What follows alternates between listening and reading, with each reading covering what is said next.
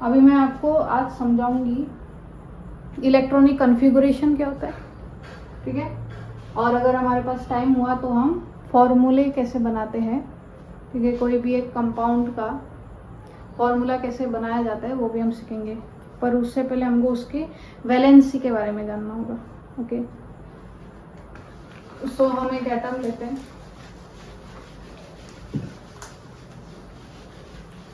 अभी आपको इसके लिए एटॉमिक नंबर याद करना बहुत ज़रूरी है, ठीक है।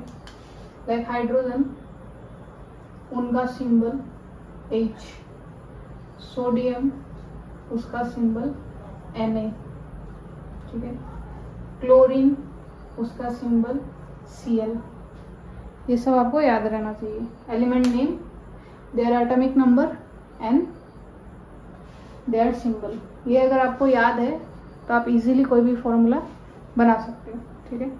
अभी पीरियोडिक टेबल में कोई भी एटॉमिक नंबर इंक्रीजिंग ऑर्डर में ही अरेंज है, लाइक वो 1 से शुरू होके वो अप टू 100, 107 वो गो ऑन रहता है, ठीक है।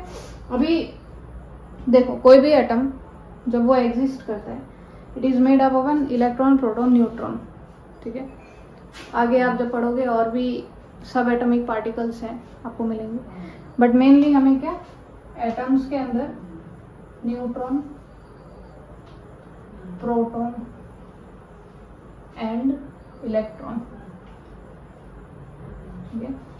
अभी आप ये तो जानते हो अट्रैक्शन जब होता है पॉजिटिव निगेटिव के साथ ही होगा, ठीक है। तो यहाँ पे ये प्रोटॉन जो है ये पॉजिटिवली चार्ज होता है, electron negatively charge, and this is neutral, ठीक है। प्रोटॉन और न्यूट्रॉन दोनों कहाँ रहते हैं, they lies in nucleus of an atom.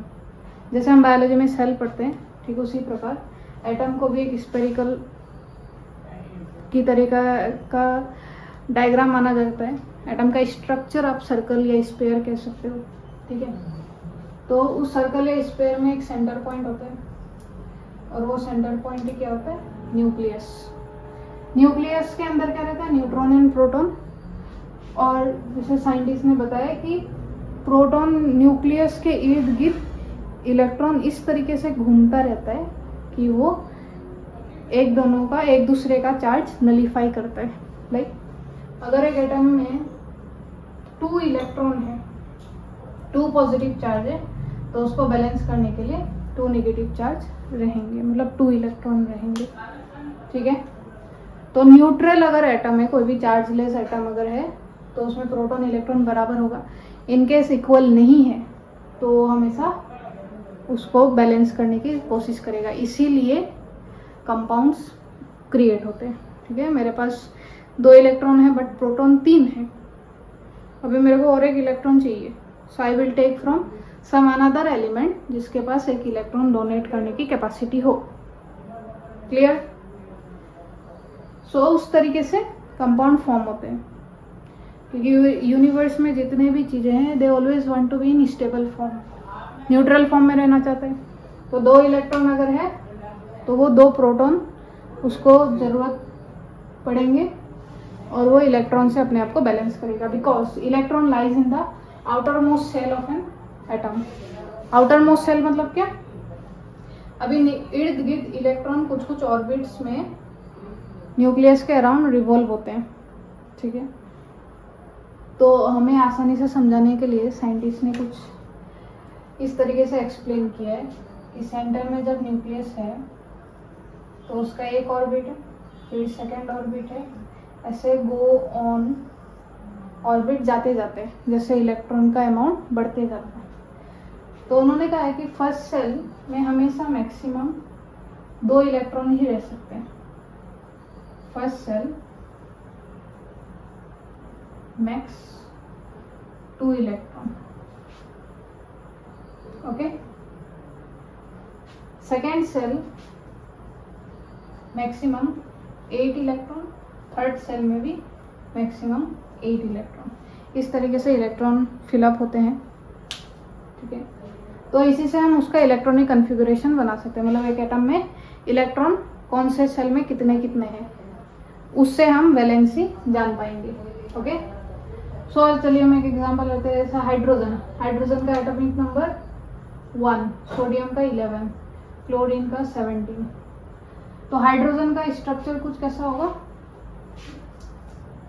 ये न्यूक्लियस, ये उसका फर्स्ट सेल, यहाँ पे वो इलेक्ट्रॉन, ठीक है।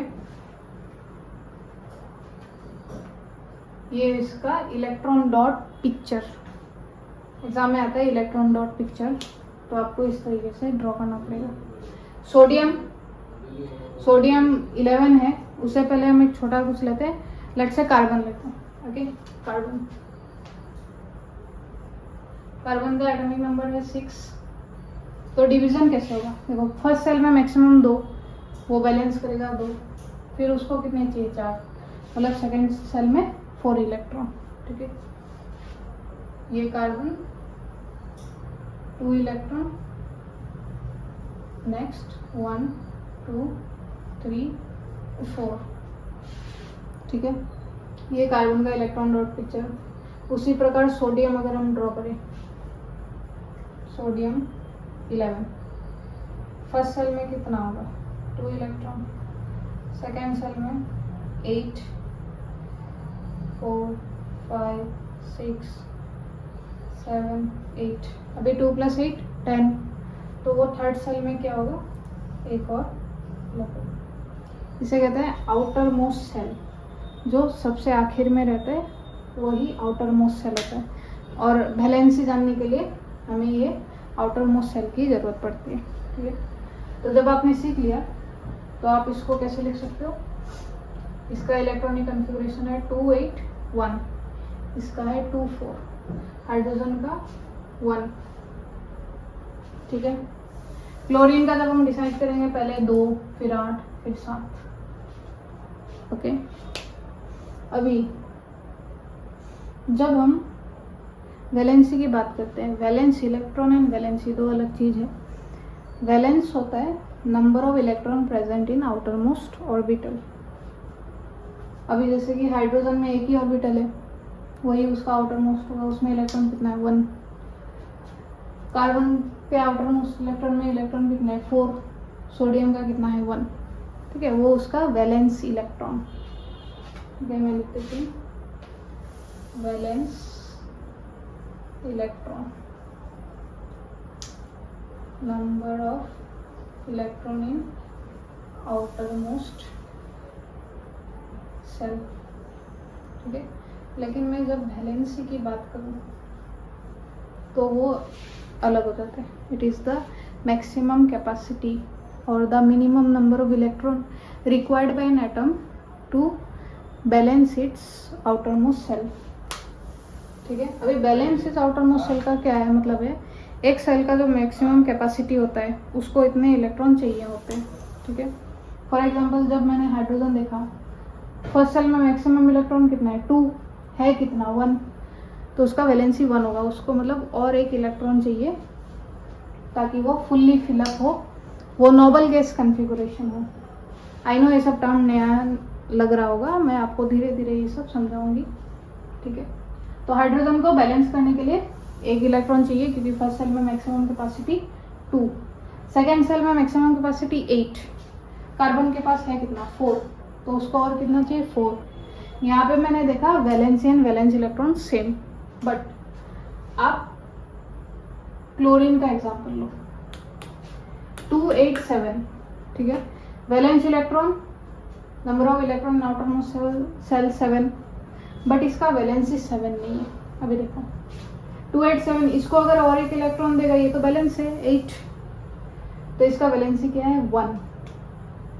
Valency of chlorine is 1। क्यों? क्योंकि उसको बैलेंस होने के लिए एक इलेक्ट्रॉन ही चाहिए, ठीक है। अब जब आपने वैलेंसी सीख लिया है, ठीक है, तो हमेशा याद रखना वैलेंसी अगर डायरेक्ट फॉर्मूला सिखाऊं तो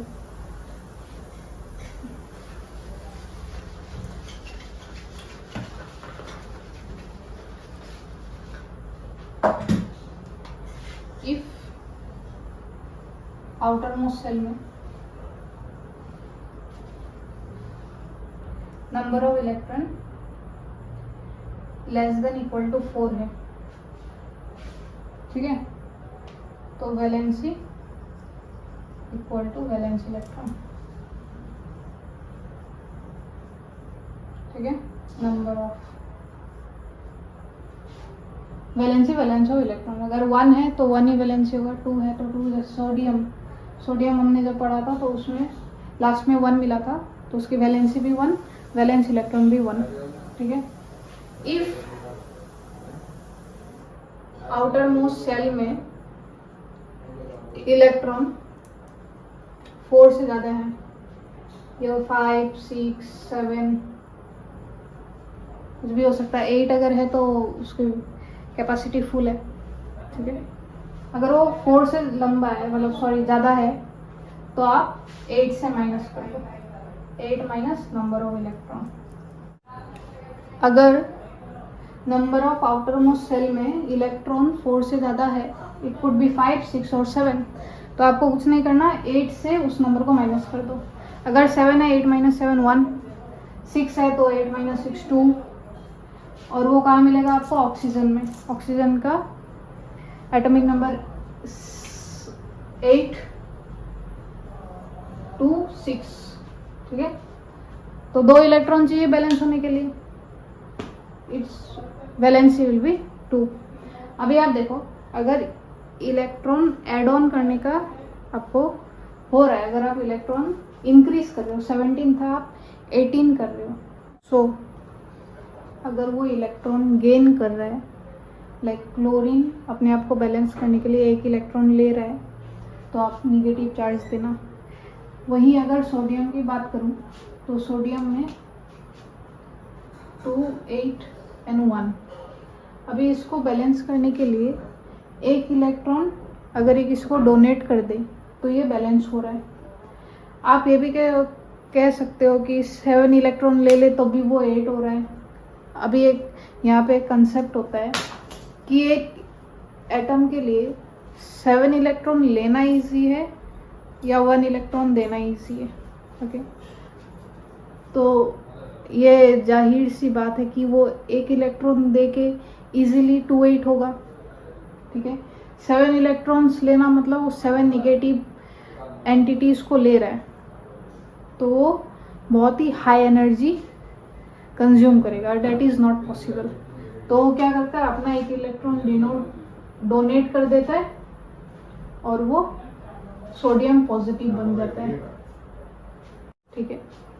सो हम क्या समझे कि अगर इलेक्ट्रॉन डोनेट कर रहा है, charge will be positive because proton की मात्रा ज़्यादा हो जाएंगी।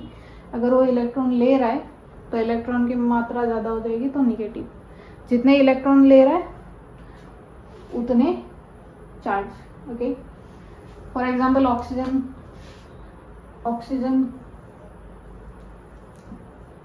एटॉमिक नंबर 8, ठीक है। Electronic configuration 2 6। अभी इसको बैलेंस करने के लिए ये 6 इलेक्ट्रॉन तो देगा नहीं, ये क्या करेगा, 2 इलेक्ट्रॉन गेन करेगा और ये बन जाएगा O2 निगेटिव, ठीक है। सो आई होप यहाँ तक आपको समझ में आया हो। आज हमने पढ़ा कि atom, matter and about valency, ठीक है। नेक्स्ट क्लास में हम डिस्कस करेंगे कि फॉर्मूला कैसे बनता है। सो उससे पहले आप ज़रूर से अप टू 20 एटॉमिक नंबर तक एलिमेंट याद करके रखना, ठीक है। सो उसमें आपको हेल्प होगी, ठीक है। और ट्राई करना कि आप इलेक्ट्रॉन डॉट पिक्चर ड्रॉ करो, और कुछ भी डाउट एंड कन्फ्यूज़न हो तो let me know in the comment section, ठीक है। सो फिर हम मिलते हैं नेक्स्ट वीडियो में।